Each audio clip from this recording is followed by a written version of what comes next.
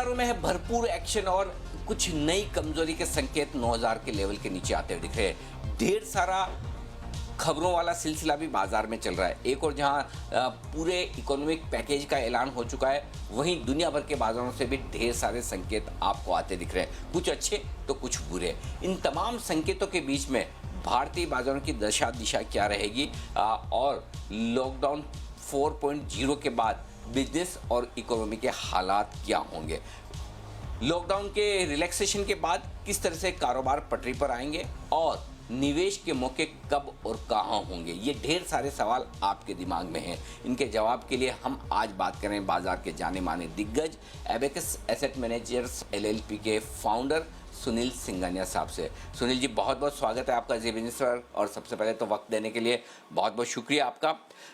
पहली चीज़ यही जानना चाहता हूँ, क्या वजह है बाजार इतने नर्वस क्यों हैं कि इतनी कमज़ोर शुरुआत और 9000 के लेवल के नीचे अब फिसलते हुए निफ्टी पर इतनी नर्वसनेस, इतनी कमज़ोरी की कोई खास वजह?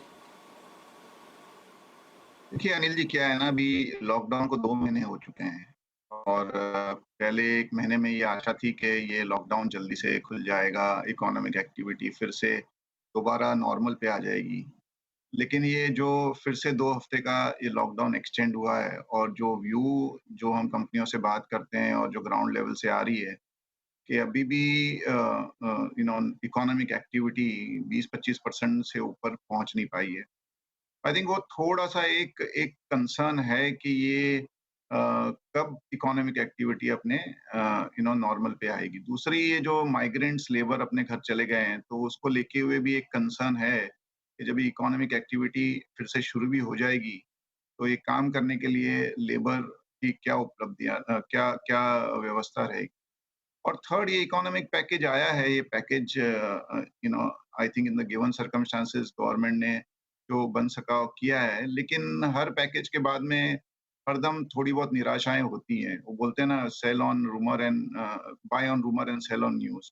आई थिंक ये लास्ट 1 हफ्ते में जो सब पैकेज के बाद में बाज़ार का ये अनुमान है कि अब कोई ट्रिगर बचा नहीं है। तो अब ये जो जो बाज़ार है, I think it is trying to find a base.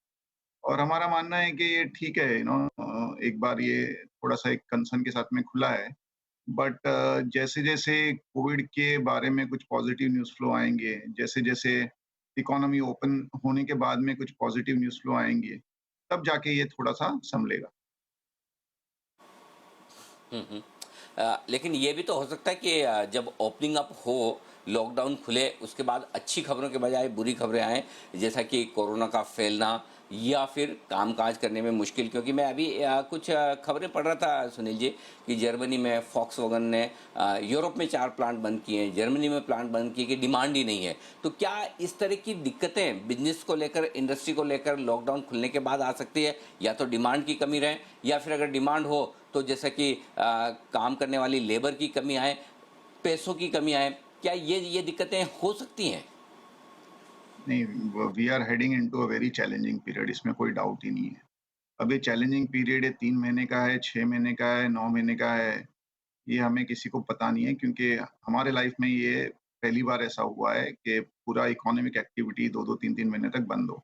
इससे पहले हमने कुछ एक्सपीरियंस किया नहीं है ऐसा। और जब कोई भी चीज़ पहली बार होती है तो ये दावे के साथ बोलना कि ऐसा हो जाएगा, वैसा हो जाएगा, बेवकूफ़ी होगी। खाली एक हम इससे थोड़ा बहुत एक्सपीरियंस ले सकते हैं कि जब चाइना में खुला है तो 2-3 महीने में थोड़ा नॉर्मलाइज़ हो गया है। और आपने जर्मनी की बात की, बट जर्मनी में दूसरे भी जो देश हैं, वहाँ 2-3 चीज़ें हैं। एक तो जो कोरोना के जो नंबर्स हैं, वो काफ़ी नीचे आ चुके हैं। इनफैक्ट रिकवरीज़ फ्रेश इंसिडेंट से ज़्यादा हैं। उसका मतलब कि जो इन्फेक्टेड पेशेंट्स हैं, वो धीरे-धीरे कम होते जा रहे हैं। और अभी भी एक थोड़ा-सा जो डर बना हुआ है, इसके लिए लोग बाहर ज़्यादा निकल नहीं रहे हैं, ज़्यादा डिमांड नहीं है। लेकिन ये महीने 2 महीने में जब डर ये कम होगा, तब human beings are human beings, थोड़ा-सा नॉर्मलाइज़ेशन आ जाएगा। लेकिन अनिल जी, एक बात हमको ध्यान रखनी चाहिए कि अब ये जो 2-3 महीने के बाद जब लोग बाहर निकलेंगे, तो उनका जो स्पेंडिंग का पैटर्न है, वो काफ़ी चेंज हो जाएगा। और एटलीस्ट मेरा तो ये मानना है कि डिस्क्रिशनरी कंजम्पशन, जिसमें आपने ऑटो का नाम लिया, दैट वुड बी वन जो लो प्रायोरिटी है। आज की तारीख में सबकी प्रायोरिटी ये है कि कैसे हम अपने आप को सुरक्षित रखें, कैसे हम अपने आप को सेफ रखें और कैसे हम अपनी जो एब्सोल्यूट ज़रूरतमंद की चीज़ें हैं, उनका थोड़ा जुगाड़ करें। तो ये सब चीज़ों को देखते हुए नेक्स्ट 2-3 महीने में जो डिस्क्रिशनरी स्पेंड है, उसमें तो 100% भारी गिरावट आएगी। तो they should not be taken as indicator. I think धीरे-धीरे थिंग्स नॉर्मलाइज़ होगी, बट ये लॉन्ग ग्राइंड है। ये कल का कल कुछ यू टर्न या वी टर्न नहीं होने वाला। बात है, तो थोड़ा वक्त लगेगा, लेकिन एक चीज़ जो अच्छी दिख रही है वो ये कि अ, दुनिया भर के बाजार और स्पेशली अमेरिका कोरोना के खराब आंकड़ों पर नेगेटिव रिएक्शन नहीं दे रहा। ठीक है, डाउ बीच बीच में थोड़ा बहुत भले ही कमज़ोर हो जाए लेकिन कमोबेश मजबूती के संकेत दे रहा है। Nasdaq year to date positive है, और वहाँ पर लोग ज़्यादा पॉजिटिव साइड से ट्रेड कर रहे हैं। तो क्या अमेरिका की मजबूती हमारे यहाँ काम आ सकती है, या फिर आज जिस तरह का ट्रेंड दिख रहा है कि अमेरिकी बाजारों की मजबूती के बावजूद भारतीय बाजारों को फर्क नहीं पड़ रहा है, तो ग्लोबल मार्केट्स के साथ साथ हम चलेंगे, उनके मुकाबले में कम अच्छा प्रदर्शन करेंगे या बेहतर करेंगे? देखो ये जो पैंडेमिक हुआ है, उसमें जो अमीर देश हैं, जो डेवलप्ड देश हैं, उनके पास फाइनेंशियल एबिलिटी बहुत ज़्यादा है डेवलपिंग नेशंस के कंपैरिजन में। आई थिंक यूएस ने जो एक फोर्सफुल स्टिमुलस किया है और जो वहाँ पे एक जो जो फास्ट रिकवरी की संभावना है, वो इमर्जिंग मार्केट और इंडिया जैसे देशों में शायद उतनी जोर से नहीं हो सकती है। और बहुत ही स्वाभाविक है वो। आई थिंक यूएस में एबिलिटी है अनलिमिटेड स्टिमुलस करने की, उनकी करेंसी बहुत स्ट्रॉन्ग है। और वही रिफ्लेक्ट हो रहा है उनके इंडेक्सेस में। दूसरा वहाँ की जो टेक्नोलॉजी कंपनियाँ हैं, जो 5-6 टेक्नोलॉजी कंपनियाँ हैं, उनका इनफैक्ट इस पैंडेमिक में बिज़नेस मॉडल और मजबूत हो गया है और वो 5-6 कंपनियाँ उनके इंडेक्स को सँभाले हुए हैं। तो आपने कहा Nasdaq year to date positive है, लेकिन डाउ अभी भी 15% नीचे है ईयर टू डेट। तो वहाँ पे भी एक जो है टेक्नोलॉजी की तरफ ज़्यादा एक रुझान है इन्वेस्टरों का और उसके वजह से नैस्डैक मजबूत है। लेकिन आपने जो कहा कि वेदर वो इंडिया में भी उसको रिफ्लेक्शन होगा, आई थिंक होगा, लेकिन थोड़े समय में होगा। एक जो स्टिमुलस दुनिया भर में किया गया है 5 से 6 ट्रिलियन डॉलर का, उससे दुनिया में एक हेलीकॉप्टर मनी या जो कहिए लूज़ मॉनेटरी पॉलिसी है, इंटरेस्ट रेट्स काफ़ी नीचे आ चुके हैं और जैसे ही रिस्क एपेटाइट दोबारा से आएगी, ये लो इंटरेस्ट रेट के वजह से एक कैरी ट्रेड फिर से बनेगा। जहाँ पे ऐसा लगने लगेगा कि इमर्जिंग मार्केट अब बहुत ही सस्ता हो गया है जिसमें इंडिया भी शामिल है। काफ़ी जो दिग्गज हैं बहुत-बहुत मानिए लंबे एक्सपीरियंस वाले जैसे जीएमओ के जेरेमी ग्रैंथम, वो सबने कहा है कि इमर्जिंग मार्केट अब डेवलप मार्केट के कंपैरिजन में ऑल टाइम लो वैल्यूएशन में है। आई थिंक थोड़ा-थोड़ा जैसे-जैसे लोगों को कॉन्फिडेंस आएगा कि स्थिति संभल रही है, एक फिर से फ्लो इमर्जिंग मार्केट की तरफ आना चाहिए जिसमें इंडिया भी इंडिया को भी बेनिफिट मिलेगा। बट उसको थोड़ा वक़्त लगेगा और I think will have to be patient. अच्छा, एक और चीज़ जिस वजह से हमारे बाजार आज कमज़ोर हो रहे हैं वो है इकोनॉमिक पैकेज की डिटेल्स। पहला, सुनील जी, पैकेज आपको कैसा लगा? दूसरा, पैकेज में अच्छा क्या लगा? और इसके तीसरे पार्ट में फिर मैं आपको पूछूंगा कि खराब क्या था या मिसिंग क्या था। तो पहले तो पैकेज कैसा लगा और उसमें अच्छा क्या था? देखिए पैकेज ने बहुत बड़ी एक्सपेक्टेशंस क्रिएट कर दी। एक्चुअली जो 20 लाख करोड़ से हमने शुरू किया था, उससे एक्सपेक्टेशंस बहुत बड़ी क्रिएट हो गई और जभी भी एक्सपेक्टेशंस बड़ी क्रिएट हो जाती है, तब कुछ भी निकले उसमें से थोड़ा डिसअपॉइंटिंग ही होता है। तो आई थिंक पैकेज में एक चीज़ अच्छी है दैट पूरे इकोनॉमी को कंसीडर किया गया है।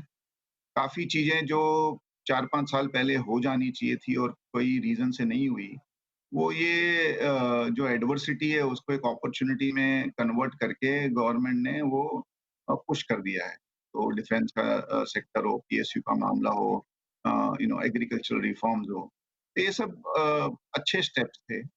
आई थिंक लिक्विडिटी बढ़ाने के जो स्टेप्स हैं, क्रेडिट गारंटी के जो स्टेप्स हैं, वो भी बहुत अच्छे हैं।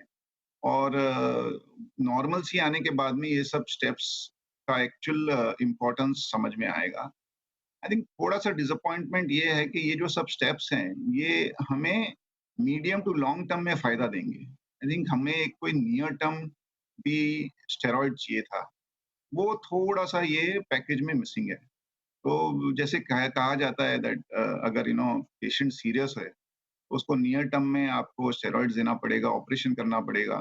वो हो सकता है कि उसके थोड़े साइड इफ़ेक्ट हों, बट अब तो वो पेशेंट को बचाने की ज़रूरत है। तो आई थिंक जो पूरा जो इकोनॉमी है, उसको एक नियर टर्म स्टेरॉइड की ज़रूरत थी। मेबी ये package medium to long term बहुत अच्छा है, लेकिन नियर टर्म में वो स्टेरॉइड एब्सेंट है। हम्म। तो सुनील जी, आप ही डॉक्टर हैं, बताइए स्टेरॉइड में प्रेस्क्रिप्शन में आप क्या क्या लिखेंगे कि हमारी जो गवर्नमेंट ऑफ इंडिया है वो एक तरह से आप कह सकते हैं कि इकोनॉमी हमारी पेशेंट है उसको ठीक करना चाहती है। बताइए प्रेस्क्रिप्शन में क्या क्या स्टेरॉइड्स में 1 2 3 4 5 क्या देना अनिल जी, देखो है? मैं इकोनॉमिस्ट नहीं हूँ, तो पता नहीं मेरा पैकेज कैसा होगा। दूसरा, मेरा इंटरेस्ट बायस्ड है क्योंकि मैं इक्विटी इन्वेस्टर हूँ। मेरे पैकेज में काफ़ी जी। दवाइयाँ इक्विटी मार्केट रिलेटेड होंगी। बट काफ़ी लोगों ने कहा है, हम्म। जैसे हमारा GST collection normally 1 lakh crore होता है। अब जाके वो हो गया है 30-40 हज़ार करोड़, 50 हज़ार करोड़। तो अगर हम 50% जीएसटी रेट कट भी कर देते 6 महीने के लिए, तो हमारा टोटल नुकसान में भी होता 1.5-2 लाख करोड़।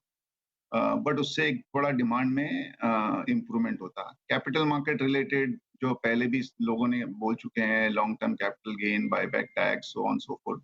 आई थिंक वो सब कर सकते थे, उसमें बिल्कुल भी फाइनेंशियल्स में इम्पैक्ट नहीं होता, एक फील गुड फैक्टर होता। क्योंकि अल्टीमेटली क्या होता है ना, इक्विटी मार्केट्स एक बैरोमीटर है इकोनॉमी के हेल्थ। और उसमें अगर थोड़ा-सा भी मजबूती होता है ना, तो कॉन्फिडेंस लोगों का थोड़ा-सा बढ़ जाता है। और इक्विटी मार्केट्स अगर जिस दौर से गुजर रहा है, और आज का तो एक माहौल बहुत ही ज़्यादा खराब है, उससे लोगों की कॉन्फिडेंस थोड़ी-सी कम हो जाती है।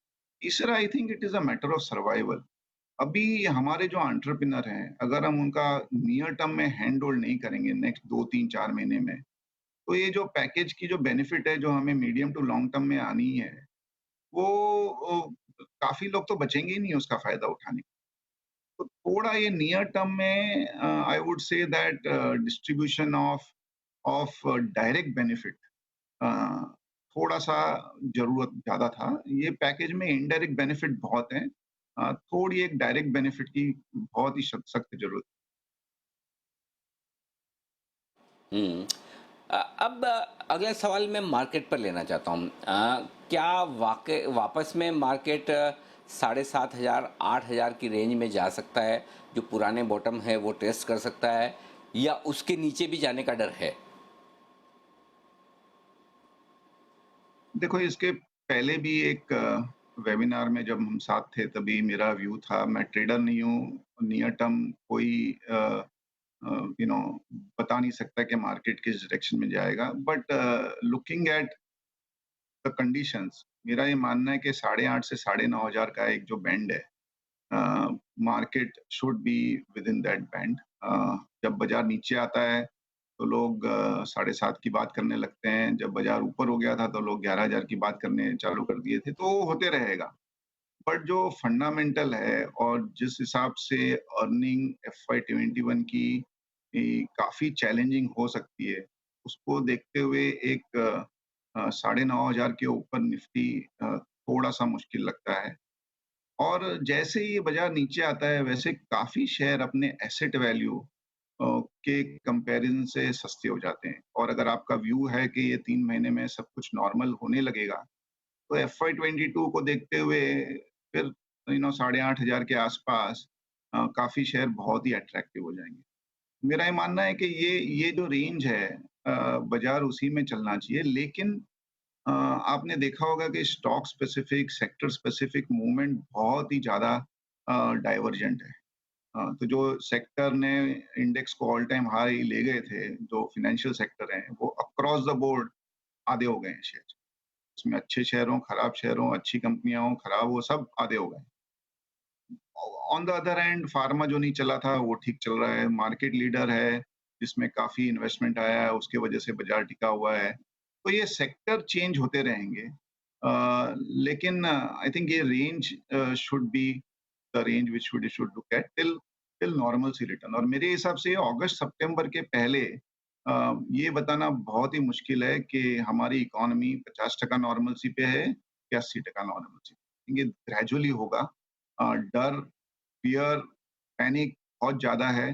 अनसर्टेनिटी बहुत ज़्यादा है। जैसे मैंने पहले कहा, हमने किसी ने भी हमने ऐसा देखा नहीं है कभी हमारे लाइफ़ में। इसके लिए ये गारंटी के साथ कहना कि इसमें ऐसा हो जाएगा, वैसा हो जाएगा, ये एक बेवकूफ़ी होगी। I think we will have to take one day at a time, see how things pan out. थोड़ा कॉशियस रहिए। लेकिन पास्ट में भी हमने देखा है कि आपको अ, एक ग्रोइंग इकोनॉमी पे हरदम पॉज़िटिव रहना है। बट अ, पॉज़िटिव रहने का मतलब ये नहीं कि आप अपना आपा खो बैठे हैं। तो पेशेंट रहिए, बट पॉज़िटिव रहिए। हुँ, ठीक बात है।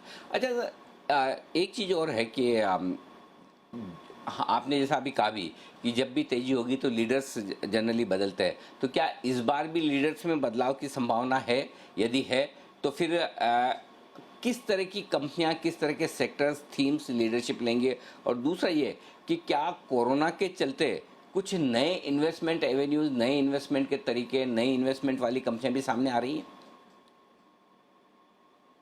नहीं, ये तो एवर लर्निंग है, मार्केट है। आई थिंक इक्विटी मार्केट्स में एक जो पॉजिटिव है that every day is a new learning. Negative है कि वो हर लर्निंग का हमें फीस चुकानी पड़ती है। आई थिंक एक बहुत ही क्लियर जो एक थीम उभर के आ रही है। अनिल जी, डीमॉन के बाद में है ना, लोगों ने क्रेडिट कार्ड, डिजिटल पेमेंट, ये सब बहुत जोर से अपनाया। आई थिंक ये कोविड के बाद में लोग ऑनलाइन को बहुत जोर से अपनाएंगे। पहले ग्रोसरीज, जैसे फॉर एग्जांपल मैं आपको एग्जांपल देता हूँ, ग्रोसरी में अभी भी इंडिया में बहुत ही कम पेनिट्रेशन था ऑनलाइन का, लेकिन ये कोविड ने मजबूर कर दिया और ग्रोसरी, ऑनलाइन ग्रोसरी बहुत जोर से लोग अपनाने लगे। वैसे ही घर में बैठे-बैठे एंटरटेनमेंट का कंजम्पशन, घर में बैठे-बैठे काम करना, आई थिंक ये सब बड़ी ट्रेंड है। इसमें काफ़ी कंपनियों को नुकसान भी होगा। जैसे मल्टीप्लेक्स है, रियल एस्टेट है, कमर्शियल रियल एस्टेट है, मॉल्स हैं, और कई कंपनियों को फ़ायदा भी होगा, जैसे डेटा वाली कंपनियाँ हैं, या जो ओटीटी प्लेटफ़ॉर्म की कंपनियाँ हैं, या जो क्लाउड वाली कंपनियाँ हैं, ऑनलाइन वाली कंपनियाँ हैं। अनफॉर्च्यूनेटली इंडिया में जो कंपनियों को फ़ायदा होगा उसमें बहुत ही कम लिस्टेड स्पेस में है, और मेजॉरिटी ऑफ द जो इंडियन मार्केट है इन सेगमेंट में, वो सब विदेशी कंपनियों ने कैप्चर कर रखा है, क्योंकि we were following a very open economy system.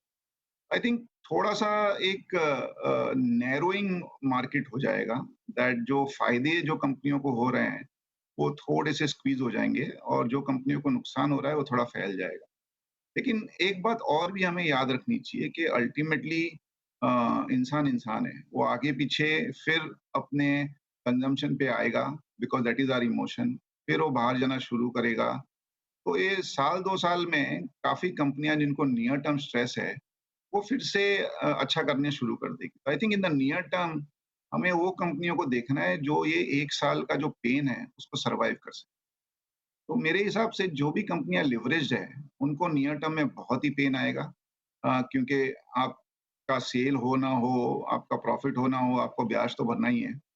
और जो कंपनियाँ ये पीरियड को सर्वाइव कर लेगी because of their cash balance, healthy balance sheet, वो आगे जाके उनको काफ़ी फ़ायदा होगा, क्योंकि कॉम्पिटिशन काफ़ी कम हो जाएगा।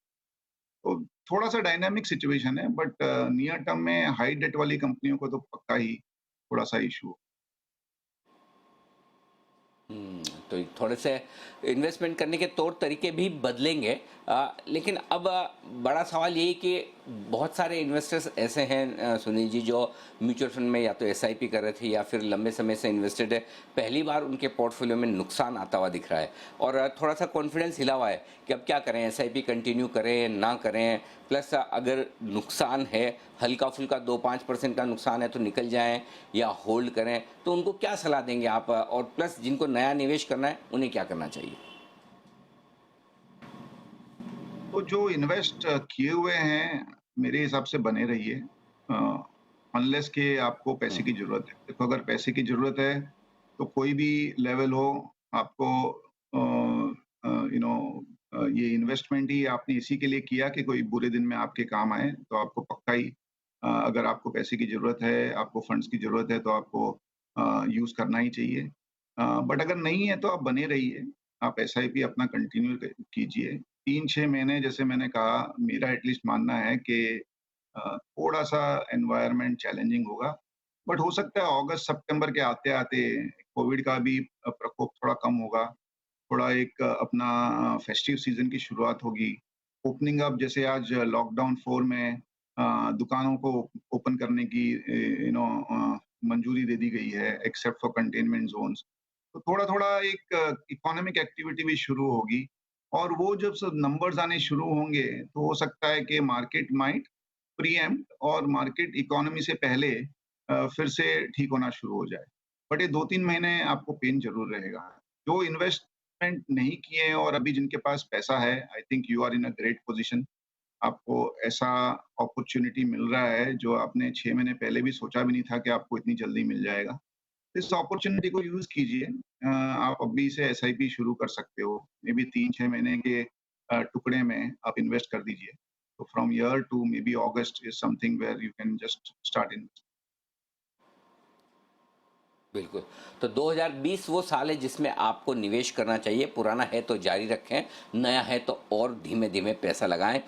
मुश्किल वक़्त है, लेकिन ये मुश्किल वक़्त भी निकलेगा। लंबे समय के लिए अच्छे स्टॉक्स खरीदने का मौका बाज़ार दे रहा है, वहाँ पर आपको पैसा लगाना चाहिए। ये राय है सुनील जी की। बहुत-बहुत शुक्रिया सुनील जी हमारे लिए वक़्त निकालने के लिए। बाज़ार, इकोनॉमी, बिज़नेसेस और मार्केट के बारे में अपनी पूरी राय हमारे दर्शकों को रखने के लिए।